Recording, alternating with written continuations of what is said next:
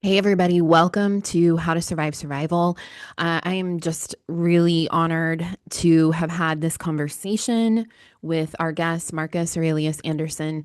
The gentleness with which he brings his message and his advocacy about the gifts in adversity is it's really something different. It's really very something special. I met Marcus a few years ago when I was a guest on his podcast, and I was brought back to that moment during this conversation that you're going to hear of just this humility that doesn't really exist much anymore these days. He's got such an incredible story. I won't give too much of it away, but I really, really hope that you'll take the time to listen. His trust in adversity as our teacher is unparalleled and something we just can't get ever too much of. So, without further ado, welcome to my conversation with Marcus. Hi, I'm Jessica Buchanan, and this is How to Survive Survival. This podcast is about what comes after the crisis, after the moment that changes everything, after you've done what you had to do just to get through. Each week, I sit down with people who faced hardship and made a deliberate choice about what to do with it. People who've turned pain into purpose, who found a way to make meaningful contribution because of what they survived, not in spite of it. Because survival isn't the end of the story, it's the beginning of who you become next. Welcome to the show. Marcus, thank you so much for joining me on How to Survive Survival today. Your story is remarkable, to say the least. And while the focus, of course, of this conversation is about how you survived after you survived, I'd love for you to just give a little bit of context to our audience about, what you actually did survive, because it is tremendous. And thank you so much. And first of all, I have nothing but love and respect for everything that you're doing. Thank Thank you for having you. me on. It's an honor to be asked to be a part of this. And we had a great conversation on my show, and I think this is Yeah. a great next step. And I Yeah. I appreciate the opportunity. The how to survive survival, right? Mhm. For so many of us, it's this idea that, like you, for 93 days, just get to the Mhm. next day. Yeah. I'll expand on my story, but it was the same thing where we're trying to figure out how do I get to the next place. Mhm. And so, for my story, joined the military at 38, had just gone through a divorce Wow. and was in chiropractic school. Mhm. And then my great uncle, who was my biggest male role model besides my father, my parents were divorced when I was young, he passed away. Mm. So having that punch in the face from losing my marriage, and that was my fault when I look back on it because I Mhm. was working really hard to get through school Mhm. and then working part-time thinking that I was feeding Mhm. my marriage, but I Mhm. wasn't giving it the best of me. I was giving it what was left of me, Right. and that was my fault. When my great uncle passed, that was like God, the universe, whatever you believe in, was like, Mhm. I need you to take a look. I need you to step back and see Mhm. if this is what you want. Yeah. And my great uncle had been in Vietnam. He'd been very decorated. He was a lifer. And during that funeral, that's when it kind of hit me. It was like, you know what? If I'm going to do this, Mhm. I'd always wanted to. I'd always had an excuse not to, just like Yeah. so many people. And so go talk to the recruiter, 38, too old, but he'll sign a waiver if I can do well on the ASVAB and give him a reason why I want to run away and join the army. I tell him my story. I have a degree in human biology, so I already had some education. Mhm. But the ASVAB, the placement test, I did well, and then the physical test, I maxed out my PT score for my age. Okay. He's like, "Okay, Marcus, Anderson, I'll let you do whatever you want to do. We'll Mhm. sign a waiver for you right now." And I said, "I know what I want to do. I want to do what my great uncle did." And he tried to dissuade me to take a more realistic approach, but you and I are not realistic people, so we have to be open-minded. Um, Yes, I would like to think so. that's why we're talking. That's why we survived. That's why we survived. Yeah.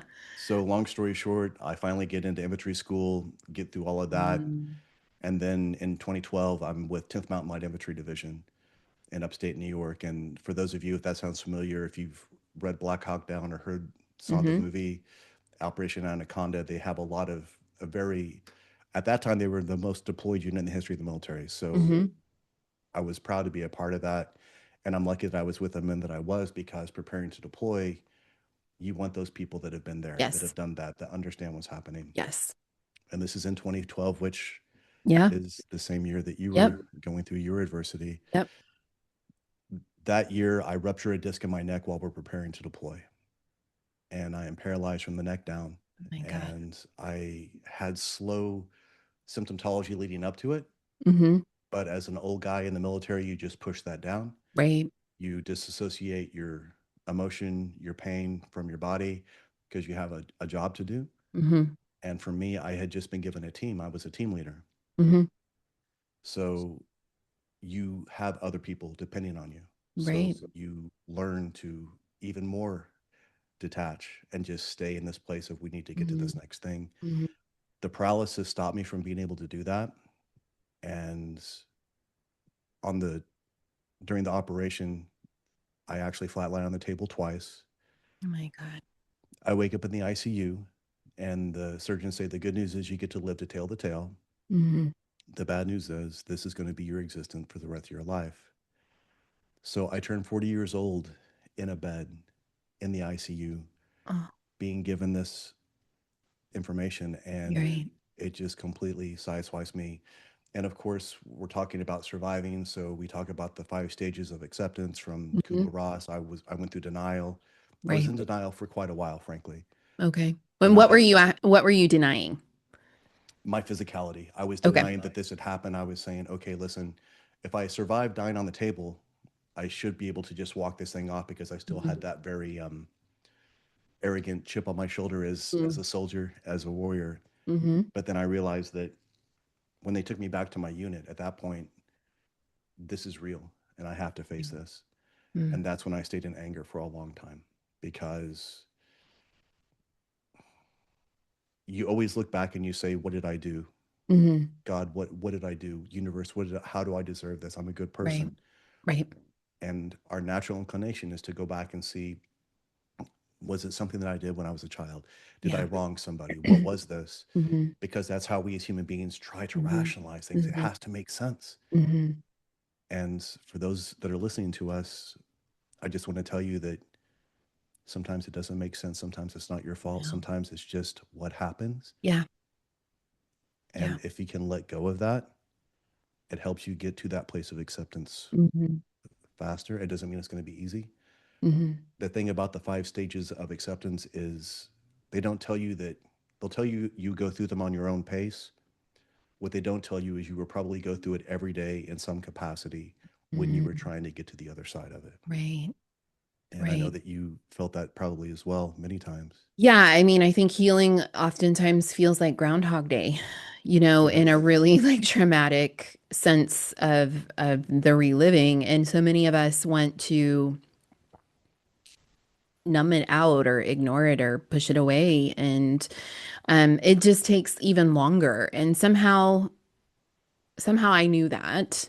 I Mm-hmm. don't, I, and I would imagine it's probably because I had a really great therapist and a Mm-hmm. really loving and supportive partner and a very wise father, who were all supporting me and giving me guidance through this time. So tell me, how did that anger manifest?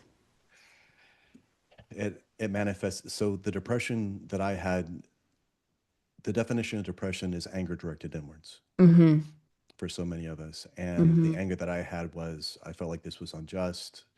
Why are other people getting away with murder when I'm trying to do the right thing, trying to Mm-hmm. fulfill this feeling of duty, destiny, Mm-hmm. etc. Mm-hmm. And the moral of the story for me was that at the end of the day, adversity doesn't care about what you want or what your opinion is. And the only meaning that adversity has is the meaning that you choose to assign it. Mm-hmm. So if I choose to see it as punishment and a curse, it will be. If I accept it entirely, not because I want to, but because I realize that this is what I have to do to move on with my life, I had to ask myself, okay, if this is what my life is, am I going to be miserable to everybody around me? Or am I going to choose to say, listen, what can I control? Mm-hmm. So breathing helped me, meditation helped me. And frankly, I didn't have any other choice for those 4 months. Right. But within that place, I actually dove into this ability to say, well, what can I be grateful for? Because the Mm-hmm. opposite of anger is love. And in candor, I didn't have any of that around me. I was sort of isolated. Mm-hmm. But the thing that I could deploy, the thing that I could actualize was genuine, no BS gratitude. Mm-hmm. I know your audience is familiar with gratitude, but what I find in some people when they talk about being grateful, they make a list of stuff that they already have, like a Christmas list of a child. Yeah. And of course, it's easy to be grateful for your spouse, your family, when everybody's happy, Right. when your business is doing well, when everything is Yeah. great. Sure, that's easy. But ironically, when you need gratitude the most is when you're facing adversity. Yes. And many people do not flex that muscle Mm-hmm. when they need to. So they're not conditioning themselves, they're not priming themselves. And it's human nature. We shouldn't have Right. to do that. But you understand, Yeah. we have to do that. We have to develop that. So to everyone that is exercising gratitude, I love that you're doing that. Mm-hmm. What I would challenge you to do in order to build this resilience and this muscle is to say, what is something that I'm facing that's difficult? Mm-hmm. And then where is the gift within that? What is it showing me? Mm-hmm. Where is the weakness that it is shining a light on? Where is this chink in my armor? Or what Mm-hmm. am I not willing to accept? What is my ego, right? What am I rationalizing? Mm-hmm. We can do that even in iota. It gives us a fighting chance when we face genuine adversity in our lives. Mm-hmm. And for me, Yeah, that, I mean, so much of what you're saying rings so true.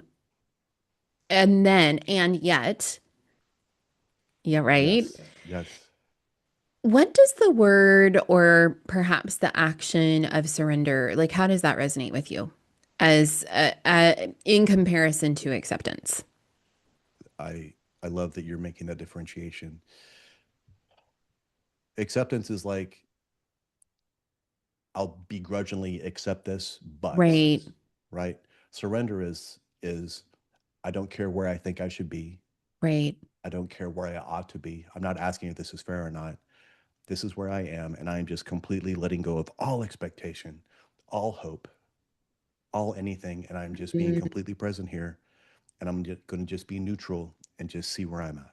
mm-hmm, mm-hmm. If we've Yes. seen a sporting event, or if you've seen something where you don't have a dog in the fight, you're not hoping that somebody will win or rooting for a side, you can just observe it as it is, and you can see things for what they are. For me, I was stuck in that place of all of the going through the cycles because you never go through the five stages of acceptance gracefully. It's Mm-hmm, denial, anger, you stay in anger, go back to denial. Denial, mm-hmm, anger, bargaining, go back mm-hmm, to denial. And you have these micro cycles of going back and forth. You have to go all the way through to that place of acceptance until you can actually know what the rest of the landscape holds for us. mm-hmm, But it's so uncomfortable. mm-hmm. But eventually I was just so tired. I knew Yes, the energy that I was using, if yes. there was any hope of me to recover, I was burning Mm-hmm. it up trying to be angry or justifying or Yeah, vindicated. yeah. And I finally just let go because I was so tired of fighting it because I realized it was futile. And that's when I was able to break through. And I mean, in your situation, this very much manifested in the physical sense. You know, I think a lot of times we think about anger, holding us back from emotional or mental progress or growth or healing. But in your Yes, situation, it very much was about your physical body and it getting up was. out of a chair and walking again. It was the thing that helped me was once I accepted it entirely without expectation, without desire, I was able to see genuine gratitude and the gratitude. So we talked about gratitude before. To me, gratitude is when I can be grateful that something happened to you even though it doesn't benefit me in the least. I love that. That's true gratitude, right? Yeah. So for me, I kept thinking, okay, this injury would have happened no matter where I was because they kept pushing our deployment back and back and back. And thank God they did, right? Right. Because if I'd have been outside the wire leading a team in a Hmm. hot zone, for every one man that is injured, it takes two men to pull him to safety. So if I'd have Hmm. been injured out there, it would have endangered my Hmm. team, another squad. If you've ever seen any military movie in the world, Right. when you see a Chinook, a big helicopter fly in, that's a big Hmm. target. Yeah. So to me, I was like, wow, I'm lucky. I Hmm. literally said that almost as if I was somebody else. And I couldn't even believe I was saying it because I Mhm. finally realized I'm not lucky that this happened, but I am Right. lucky that nobody else was hurt. Yes. And that's when, for the first time in my life, I had that genuine, I call it 360 gratitude. I was Mm. grateful for everything around me, no Mm. matter what it was, even though it wasn't what I would prefer, Mhm. because I'm grateful that my guys weren't hurt. I'm grateful that nobody in that helicopter, and I understand is when you sign up, you know what you're getting into. But to Right. me, I had to find something, anything to be genuinely grateful for. Mhm. And that was a cornerstone. And Mhm. then I became grateful for the nurses that would have put up, they would put up with me because I wasn't in the best mood. Or Right. I was grateful that I was on American soil. I was grateful I was in a room that was Mhm. protected. And two Mhm. weeks after I had that genuine, no BS gratitude, that's when I started getting a little bit of feeling back in my fingers Wow. and then my hands. And then I talk about this in the new book.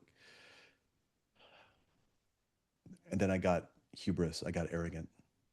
I Mm. got that. See, I knew I could do this. Oh, interesting. Right. And then all of my progress stagnated and slowly regressed. No way. It was insane. It was almost like adversity was saying, "Oh, did you forget the lesson?" We're gonna repeat this pattern until we're ready to put it to rest. And I went through all of it again because I felt like I was Yeah. trespassed against again. And I finally had to Oh, get to the bottom again and say, you know what? This is what it is. uh-huh. And slowly, a year Mm. and a half of physical and occupational therapy, 42, I'm finally medically retired, released, independent. I still have neuropathy in my hands and my feet, Mm-hmm. numbness. Yeah. So we talk about surviving survival. Mm-hmm. Well, in my mind, I go out, serve my country, get the GI Mm-hmm. Bill, pay for the rest of my chiropractic education, pay off all of my debt. And then at that time, I was still married. I was like, and then I live happily ever after. And I contributed to my society with my doctorate, Uh-huh. my profession. But with neuropathy in your hands, you go back to chiropractic school. They said, sorry, I mean, Yeah. you can No. finish your doctorate if you'd like, and you can call yourself a doctor, but you can't practice. Okay. Well, I'm not going to waste my time doing that. That Mm-hmm. in my mind, Mm-hmm. and again, surviving survival, we have this path that we think we're going to be on, Yes. and then we face this thing that makes us survive. So Mm-hmm. all automatically, our path is altered forever. Yes. But we hope that we can go back to the other path that worked. Yeah. But that's the path that led us here in the first place. Right. And you're not the same person anymore. No. You know, I remember, I mean, I have chills like distinctly. I remember exactly where I was when I understood that concept and that truth in my own life. And for me, it was about going back to teaching.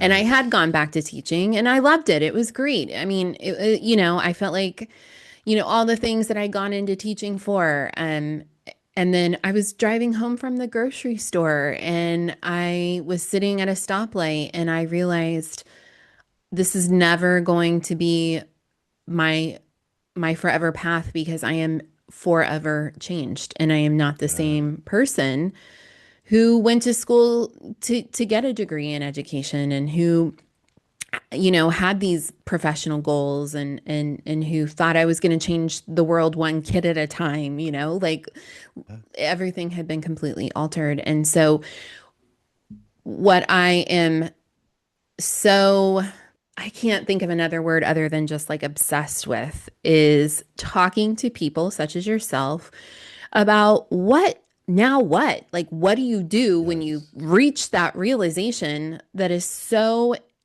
vital, Yeah. but is also so scary? And then there's so much grief attached to that. Grief, guilt, Yeah. pressure, because you had a Yes. second chance. Make the most of it. Yes. What do I Yes. do? Yeah. Go I don't out know. and Make the cure most of it. cancer. Right. Like, Exactly. all of the things. It's, and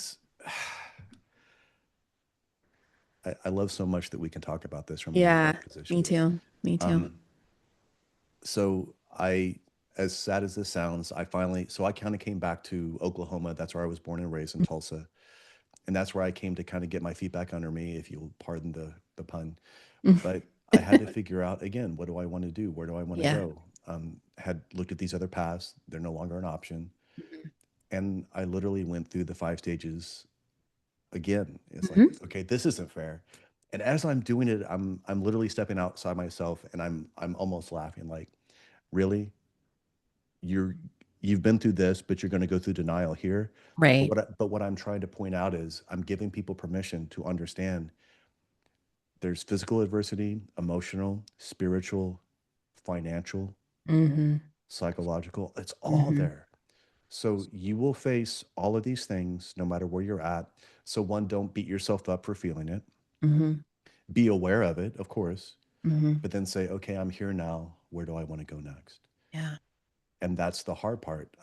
I was trying to figure out, okay, I had this education in the medical field, but the thing I loved about chiropractic was that it was removed from all like the normal medical stuff, right? So I could come in, adjust somebody, their headache goes away, or their low back pain goes away, or whatever it is, right? When I was even as a student, when I was in clinic, I was getting tremendous results because I connected to that patient so deeply Yeah. and they wanted to heal so much, right? So it was like this Mm-hmm. partnership, this dance. Yeah. But going to be a medical dosimetrist who shoots radiation into people or all these other things, it didn't resonate with me, and I didn't want to Mm-hmm. spend the second chance that I had stuck underground shooting radiation into people that may or may not even believe in it or may or may not even want Right. to be there, but they're being told this is their last chance. Right. There was a book that came out by Robert Greene called Mastery around that same time that year. Mm-hmm. And it's an amazing book for people that enjoy deep reading. And I know that you enjoy Robert Greene as Mm-hmm. well. He says something in that book which helped me. And most of the beautiful wisdom in our lives is simple.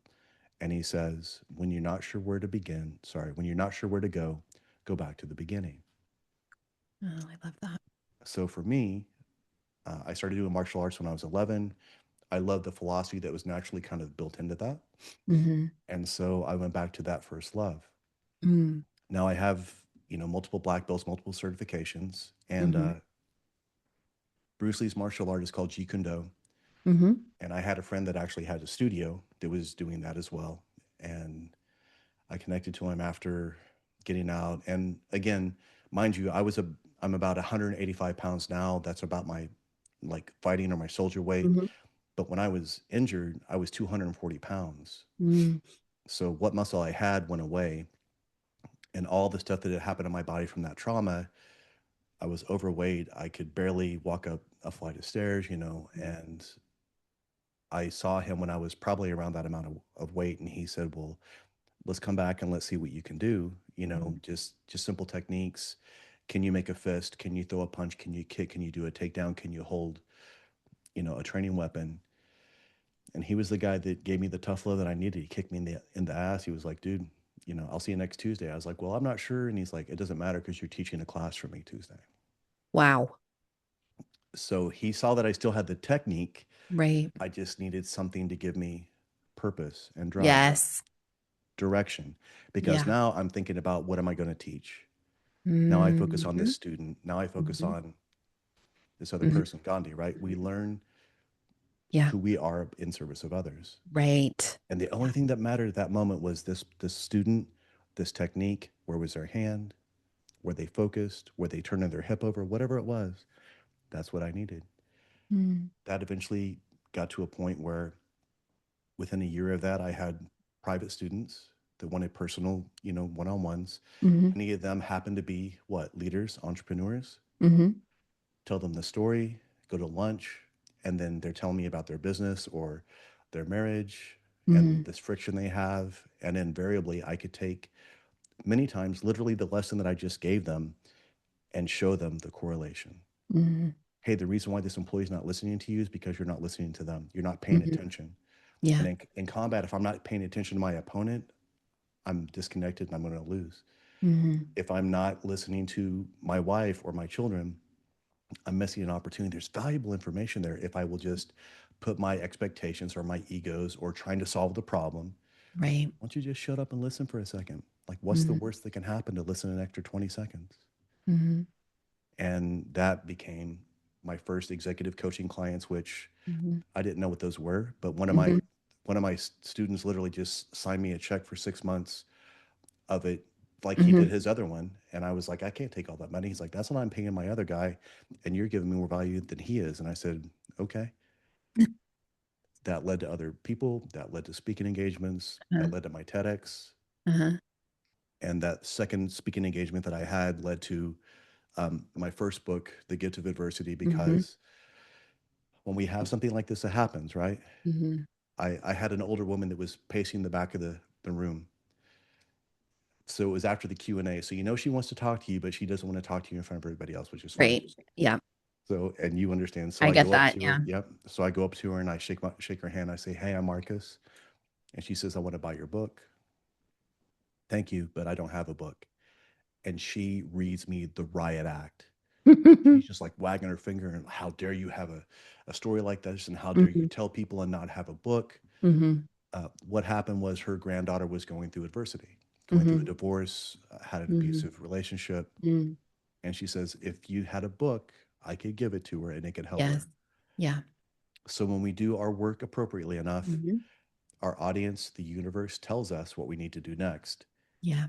even when we don't want to do it. Because when I think about writing a book, I think of an amazing book like yours, Robert Greene's, or Stephen Mm-hmm. Pressfield's.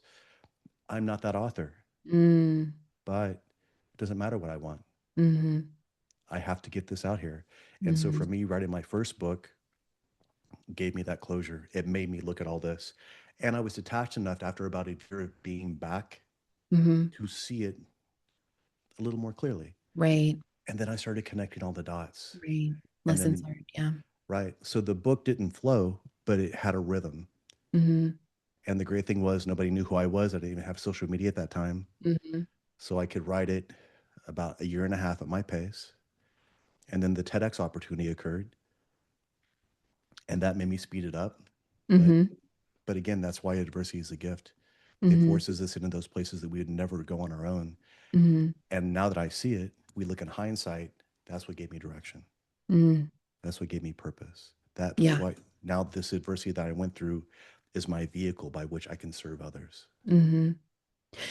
And I mean, that is just what it's all about. Like that's the whole point, right? That to me Absolutely. is that's the whole point of survival. And it's not like I have this debt to society that I need to pay or, I mean, well, some of us feel that way. I know I felt that way to the military community for a very long time, but um it's more about like, not wanting to waste this opportunity to live, right? Really freely and truly. And then also I know for me in other conversations I've had, like I had to make my kidnapping and rescue mean something. Otherwise, it felt too heavy for me to carry around. Yes. Yes. And I know a lot of people don't subscribe to the belief that things do happen for a reason or that there is meaning attached to them, and that's fine that if that works for you. It doesn't work for me. Right. Like these things that we go through, the things that we survive, not to overuse the word, but I mean the and then in the aftermath, the existence that we reckon with, that we wrestle with, that we learn to accept and then surrender to, there has to be greater meaning in that. There has to be greater purpose in that. Otherwise, like, what's the point? Yeah, it just feels like needless suffering, or it just seems like misery, or it seems like you look around the world and there's, all these travesties occurring. The truth is, just like you're pointing out, whatever meaning I choose to assign that, I can. But if I choose it to be something that will embolden me to help others and help them overcome what they're doing, what is the classic, as a speaker? If I can just change one person's life with my Right. speech, then well, that's fine. But our goal should be to help as many people as we can in a very authentic way. That's Hmm. why we're having this conversation, because we Right. hit this button and now it helps millions of people. Yeah. That's the intention. But we can do it in a way without feeling this burden of, okay, if I didn't get a person that came up and, was crying after my keynote, or if I didn't get somebody to sign my book or to want me to sign their book, that's not what the metric is. The metric is the beauty of what we do. And I say this, I would rather somebody never reach out to me on social media or send emails to our people or comment on something or even buy a book. I would rather them never do anything but take one thing that we say and actually apply it in real life and change their life and the life of people around them. Mm, Hopefully, that's what this will do for them. And that gives them the capacity and the tools. And what else? Our stories are classic. This is the hero's mhm. journey, right? It's Right. nothing new. It's Yep. gone on for centuries. Right. However, yours is so incredible because it's yours and it's true, and you're just telling it from your perspective. Hmm. And you say it in a way. How many times have we heard people say this? You know what, Jess? I've heard stories before, but the way that you said it Hmm. really made it connect for me. Hmm. The same thing with me. I'm talking about the same stuff. It's the hero's journey, Hmm. denial, anger, bargaining, all these things, and we still reach people. We meet them where they are, Hmm. and that's what we have to do. And we just get better at doing that. The beauty of this is just like with what you're doing and what we're talking about. We have this experience. We have this, for better or for worse, uniquely qualified to talk about these things. Yeah. And now, again, we meet them with the podcast, with the book, seeing you Hmm. speak, hiring you for whatever it is.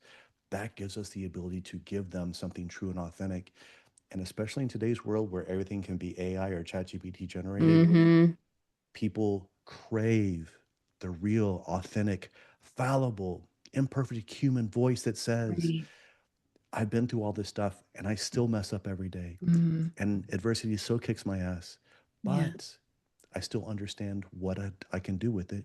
And I Hmm. still try to leverage it in such a way to help me understand how to be grateful for it, because that resilience helps me in any of the other arenas of my life. Hmm. So, what was it for you that made you choose to see adversity as a gift as opposed to stay in victimhood? And Yes. piggybacking on that, because I'm famous for asking too many questions at once, I love it. I'm checking your memory here. Um, Yes. why do you think people choose to stay in victimhood as opposed to viewing adversity as a gift? Yeah. Um, so the victim mentality, it's intoxicating. Tell me more.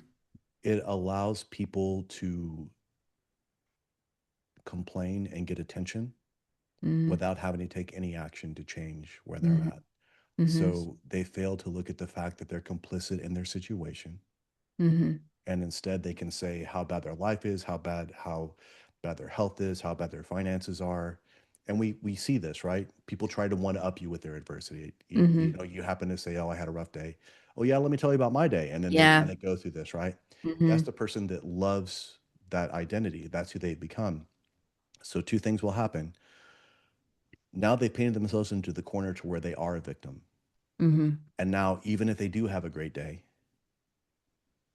and they say something about that, or if they're the person on social media that is just, flaming everything that everybody else says, if they even say something remotely positive, they've created a group around them that will push them back down to that victim place, because what have they done? They've literally projected that, and that's what's coming back to them. mm-hmm, They will get to a point where there's some sort of adversity that mm-hmm. forces them, whether they want to or not, to step out of that. And it makes them elevate, and it makes them do something they don't want to do. And it's uncomfortable and it's inconvenient. It's supposed to be. Right. And once Yes. they get to that place, they start to realize three things. One, that adversity wasn't nearly as bad as I thought it was, Mm. because we make it bigger in our head. Yes. It's the monster, the boogeyman, right? Under the Right, bed. right, right. The second thing, we start to realize, wow, I'm capable of a lot more than I thought. Mm-hmm, And then finally they say, why did I wait so long? And where else am I doing this? mm-hmm, Now, if they can stay in that place, they've got this kind of vantage point. They looked up and they can see what's possible. And that's when they have to choose to go through it again. Now, it doesn't have to be as extreme as ours, mm-hmm, but I encourage people to find micro adversities, mm-hmm, small little things. It can be going for a walk. It can be fasting from caffeine. It can be any of these things.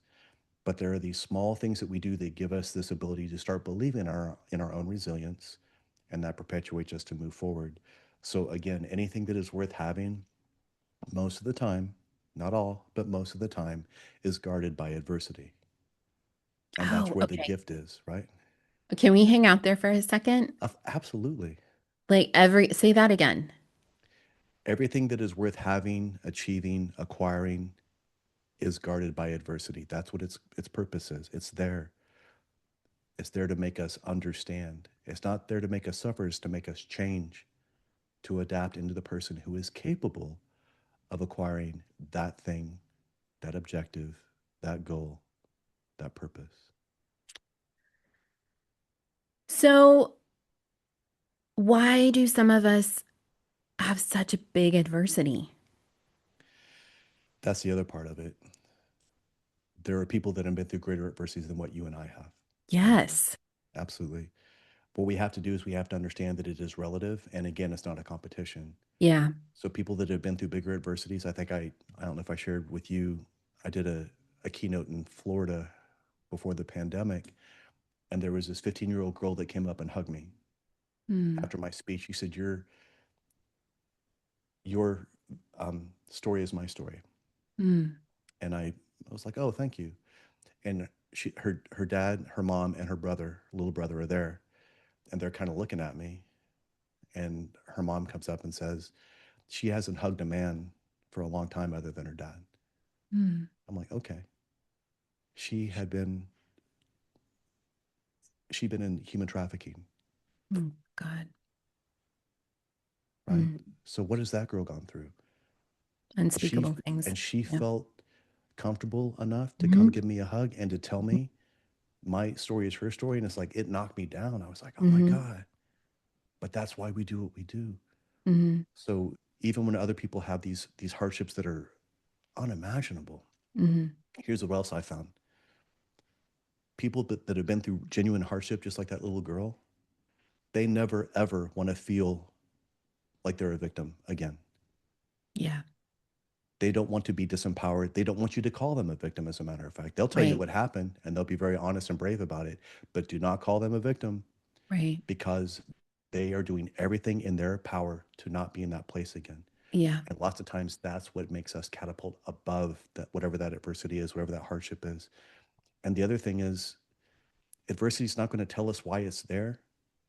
And if we keep asking questions for why it's there, like we were talking about before, eventually we will find a justification to Hmm. allow us to stay in this place and stagnant. Right. And then we live our entire life, quiet desperation, make bad decisions, aren't valuing ourselves, Hmm. choose partners or jobs or existences that are not, they're lesser than what we could be. Hmm. And sadly enough, a lot of people will stay there because it is so familiar, it's so comfortable, Yeah. and they would rather have the devil they know than this other devil of the unknown. Right. And the work, because it's hard work. Abs- It, and they have to do it more than just once. They have Right. to do it every Right. day. Right. And that's like to your point, that's the thing about adversity. I was talking to somebody about this the other day, how like when you've been through like big, huge T trauma, there's this Mm-hmm. tendency to believe that like, okay, well, I've capped out on my like, I don't know, availability for bad things, but life's not like that. You It's know, not. like it's no respecter of persons, and bad things are still going to continue to happen if you know, adversity. Mm-hmm. Um, what what do you think about that in terms of like, especially in the context you talked about these micro adversities, they're really there. I'm answering my own question here, I guess, but they're really there to help prepare us for those big adversities that are still going to continue to come, right? Right. As you and I speak, adversity is approaching both of us right now. Yes. And but how do you not live in fear? I'll give you the way I look at it. So there are people that look at adversity, and we see it on social media, right? It's one side. The guys are like, just do it, grind 24/7, and they're Mm, usually big, SEALs. They're usually big right. burly Bros. men, and they're also like very motivational, right? Yeah. And if you can summon the energy to have that, you can try Hmm. to do that, and you can try to drive through this thing. Okay, Hmm. eventually eventually you cap out on that, and you can't do it anymore. There's the other side where people are like, hey, give yourself grace, but then Yeah. they go way too much that direction, Yes. Yes. and they just tell you to sit on the couch and eat bonbons and Right. it's okay. The truth is it's in between those. Yeah. So I don't choose to see adversity as this thing that's insurmountable, and I don't try to like power through it. I also don't try to say, well, I'm just going to not give up. I'm just going to give up and not try. Right. What I say is, I understand that adversity is there, I acknowledge it, and I choose to make it irrelevant to what I'm going to do. It's like a person on the other side of the room. I just ignore them. I know they're there. I ignore them and I move forward.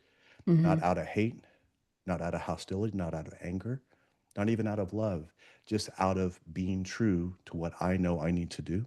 Mm-hmm. And the other part of adversity is when you're on the other side of it and you look back on it, you realize there were other adversities that were much lesser than that you can just overcome now because this other one was so big. Yeah. And now you start saying, wow, again, this is Yeah. why did I wait so long? The small adversities help us get better. I in my new book, I call it the adversity scale. Okay. So for you, your 10, your highest adversity Mm-hmm. is 93 days Mm-hmm. being kidnapped and almost dying. Mm-hmm. So now whenever we're packing up to move, while it's difficult and it's a pain, it's not really a 10, right? Right. No. So for me, my 10 is dying or being paralyzed. Yeah. Now, I don't want to say that for either of us to sound trite. I'm Sure. saying that I know in the past I had the capacity to get to this place. So now if I'm stuck in traffic or Yeah. whatever it is, it's not even, it's maybe a one. If I'm being Right. honest, it's not even on Right. that radar. However, it shows me that, like you're saying, that we will continue to elevate as we get to that place. Right. So as the adversity elevates, we will rise to that occasion. Hopefully, we don't have to go to that place again. Yeah. But having the mental follow through and the wherewithal to say, Mm-hmm. I know that if I had to, I can. Right. That's an unlock that most people never even touch. So what if, what if the resilience, how do I want to say this? I think, and I'm going to be so transparent and very personal here. Sometimes I wonder, is there a limit though, like to the adversity that we can tolerate, and will eventually there be something that will break me? Do you know what I'm saying? I Like do. my 10 out of 10 isn't my, because I do use that as my baseline. Okay, well, this is nothing compared to that. And not in a way to shame myself or dismiss Sure, valid sure. feelings or anything like that, but like this is not being kidnapped in the desert. This is just okay. Currently I'm stressed because I'm, you know, emptying my house out and moving across the world. Right. Um what I mean, is there an adversity that can come along that can break us, or are we unbreakable? So I'm going to give you a long answer, and Okay. I hope you're okay with that. I'm here for it. So I notice a lot of these guys that are again very macho, very gung ho, very Jim Bro, that are talking about, they're always leveling up, they're always breaking through. I noticed those guys didn't push themselves to the point where they broke their body. Mm-hmm. I noticed those guys never pushed themselves to death's door and back. Mm-hmm. So technically, they're still kind of within their comfort zone. They just happen to be good at what they're doing or whatever it is, right? Maybe they're gifted physically, maybe they're on a bunch of steroids. I don't know. Mm-hmm. So what I'm saying is that the adversity that we can withstand is tremendous. Mm-hmm. But if we can understand that the adversity that we're enduring is for our family, Mm-hmm. our community, Mm-hmm. we can withstand even more. Mm-hmm. And that's when we can get to this other level. And I call it another level of consciousness because a lot of times people think, oh, I'm going to get to this higher level of consciousness because I'm just going to sit in zazen and meditate. Mm-hmm. That's one way. But being pushed physically allows us to unlock these other ones. And Mm-hmm. those other levels of consciousness is when we have these wells of strength, resilience, love, compassion, empathy Mm-hmm. for ourselves, even like with you when you were able to have empathy for your captors. Mm-hmm. You're able to be realistic, Mm-hmm. but you also understood the situation. Yeah. When we can put all those things into context, Mm-hmm. it helps us navigate. in a way that we never would have before. And frankly, that may be the only path for us to get to, over, through, under, or around the adversity that we're facing. Mm. And go ahead. Oh, I was gonna say, I mean, and it just makes me think too, like I'm a person of faith, and so like for me, Yes, I really do believe that God doesn't give me more than I can handle. that's it. And that belief is exactly where we go, right? We walk by Yeah. faith and not by sight. Yeah. And we also have to remember our own confirmation biases, right? Mm-hmm. If this person says it's impossible, guess what is impossible? Mm-hmm. If this person says, God's giving me this opportunity to serve everyone else or to serve his purpose or to serve his kingdom, that helps too. And Yeah. there's a guy named Tony Blauer. He talks about things that he calls rational lies because we rationalize things in our head, but they're lies that are rational. Mm. So one of them that I hear people of faith say is, you know what, Marcus, you don't get it. Like my real payoff is the afterlife. Yeah. But they will sit here and just sort of meander through life like they're just doing time Mm-hmm. to get to that place. And to the Mm-hmm. people that say that, I'm just like, are you kidding me? Mm-hmm. Do you think God gave you this life just by accident or it was Right. superfluous? The Right. adversity that we went through, that was Yeah. on, there was a reason. So Yeah. we can go to this next place. Right. How dare we have this experience and not try to figure out how can I help somebody with it? Yes. And I mean, that's so, it's really brave of you to say that. And it's, I mean, I'm sure we're going to get some pushback on this, Please but bring it. bring it, like I Yes, get a lot of flack when I say like on social media, like things don't happen to us, they happen for us. People do not like to hear that at all. But I mean, I kind of like it. Like it's like, yeah. I mean, again, I want to be very empathetic and compassionate, but you really do have a responsibility absolutely. to yourself. Right. Yeah. And I get pushback. I remember somebody on LinkedIn came at me. How can you say that there's a gift in adversity? Clearly, you've never been through anything. And of course, they didn't read any of my bio or see, Right. watch Yeah, my of TEDx or course. read the book. And so, and this was back when I had more time. So, just out of curiosity, I looked at that person. I kind of looked at what they were doing, and then Mm, I sent them a message. I was like, "Hey, man, it feels like you're in pain. What's up?"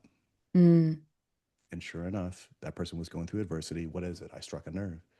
mm, In my keynote, I say something. It was like I say something along the lines of saying, I want to remind you of how easy it is because people talk about humility, but they're using it as a justification to remain mediocre. mm. So it's easy to be humble when you haven't attempted anything extraordinary in your life. Yeah. And for those people, anybody that's listening to us right now, if what we're saying pushes back against you, I challenge you that thing Mm, that you're wanting to do, but you're afraid to do, that you're worried that everybody's going to laugh at you about. First of all, nobody's watching, nobody's paying attention. Everybody's more yeah. concerned about their own lives and their phone. 100%. So don't worry about that. And second of Yeah. all, if you give everything to this one thing once, for once in your life, go all in on this thing and try it with everything you've got. And if you give it everything you have and it doesn't work out, then you can say, you know what, at least I tried. But Hmm. every time it feels like we're about to go down, if you go down fighting, you realize you don't go down because you fought, Mm, because you found that. But if you mm, never fight and if you just go away from everything and you try to stay comfortable, comfort will be the death of your opportunity. mm. And God didn't put us on this earth to be comfortable, if we're being No. honest. Yeah, I know. I mean, I say that to my 13-year-old. Yes. Something along those lines.